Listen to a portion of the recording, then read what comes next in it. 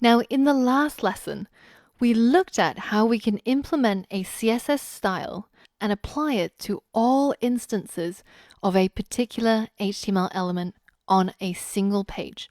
So we changed the style for our horizontal rule, and by adding this internal CSS to our index.html page, we managed to affect the style of all the horizontal rules on the same page. Now, we're going to take it one step further, and we're going to change our website that uses internal CSS to external CSS. And to do that, we first have to create a new folder in our personal site. So I'm going to create a new folder that's called simply CSS. And inside this folder, I'm going to create a new file. And that file is going to be called styles.css. So with that extension, the browser will recognize it as a CSS file. So once you hit enter, you'll see that we have this brand new file called styles.css. And we're going to move our code for the body and the horizontal rule over to this page. I'm going to hit save, and we're going to remove this style tag. So now if I hit save and I refresh our website, you can see that all the style that we've applied is now gone because we've deleted it from the style tag in the header.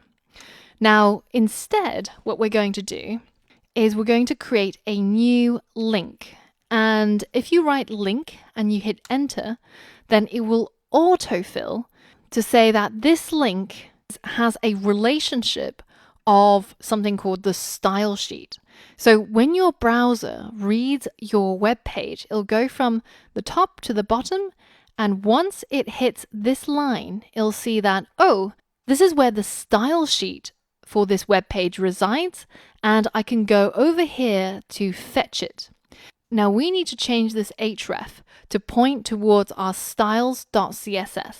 So the first thing we need to change is the file name. Our file is not called master.css, it's called styles.css. And the other thing that we have to change is this / here. Now, if an href starts off with a /, then it's pointing towards the root of your website. It's saying that you'll find this file inside a folder called CSS inside the root of your website. Now, we're going to talk about the root a little bit later on, especially once we start getting into JavaScript. But for now, just know that when you have a static website that's not yet hosted anywhere, you can't tap into this file using the root. So instead, we're going to say that this file resides in a folder called CSS, and it's on the same level as this current file. So index.html is here, and on the same level as it, there is a folder called CSS, inside of which there is a file called styles.css. And that is going to be our style sheet. So your browser then takes this file here, then applies all of these styles to the specified elements inside your index.html. So let's hit save, and let's refresh our page to make sure that it worked. And it has. So this is what we call the external CSS. And if we apply this style sheet to our contact me page as well as our hobbies page, then you'll see that once we go to it, then you'll see that all of our styles get applied across all 3 pages. And all we had to do is just to add this simple link that points towards this external style sheet. And anything that we change in this single location will affect all 3 web pages. So we'll know that the style is consistent across all 3 pages. Now, as a challenge, I want you to select the H1 and the H3 elements on all 3 pages, and I want you to change its color property to this particular color that we had on Color Hunt, so 66BFBF. And by the end of it, you should end up with your site looking similar to this, where on all 3 pages, the H1s and the H3s are colored in this new shade.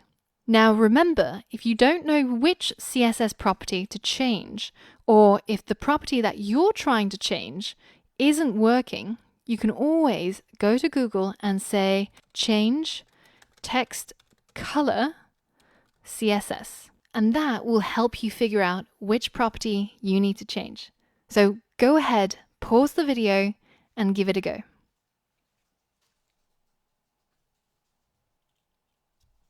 All right, so how did that go? Well, if you had any difficulty figuring out which property you need to change, because it's a property that we haven't used before, then you needed to look at some of the documentation. And in this case, for example, changing the text using CSS, the first thing that it talks about is changing the text color, which is exactly what we want to do. And it tells you that the property that you need is something called color. And you can specify the color, just as we did before for the background color, with a name or with a hex value or with an RGB value. So our value that we had was here, which is 66BFBF. We're going to copy it and we're going to go into the styles.css, so our external style sheet, and we're going to select the element that we want to change, which is the H1 as well as the H3. And the property that we want to change was called color, and the value that we're going to give it is the hex code 66BFBF, and we want that to be true in both cases. So now if you hit save and you go over to your site and you hit refresh, then the black text becomes that nice green turquoisey color, and the changes are also reflected in hobbies and contact me. So did you get that right? Did you manage to figure out which property you needed to change? If yes, then great, perfect. If you want to take this challenge even further, then you can style the text in more ways than we've specified here by looking through the documentation and changing anything that you want to change. So, for example, it's a bit odd to have the H1 the same color as the H3, so you could differentiate those two by making the styles of each of them different. Now, if you've created something wonderful, wacky, or completely different from what I have, then it's a good time to show off what you've done and head over to the Q&A section and show all of your fellow students and post a screenshot of what your website looks like and which CSS properties you changed in order to achieve it. Now, in the next lesson, we're going to look at some potential bugs that you might come across and ways in which you can help yourself by diagnosing what the problem is and how you can fix it yourself. So we're starting to learn about the important skill of debugging. So for all of that and more, I'll see you on the next lesson.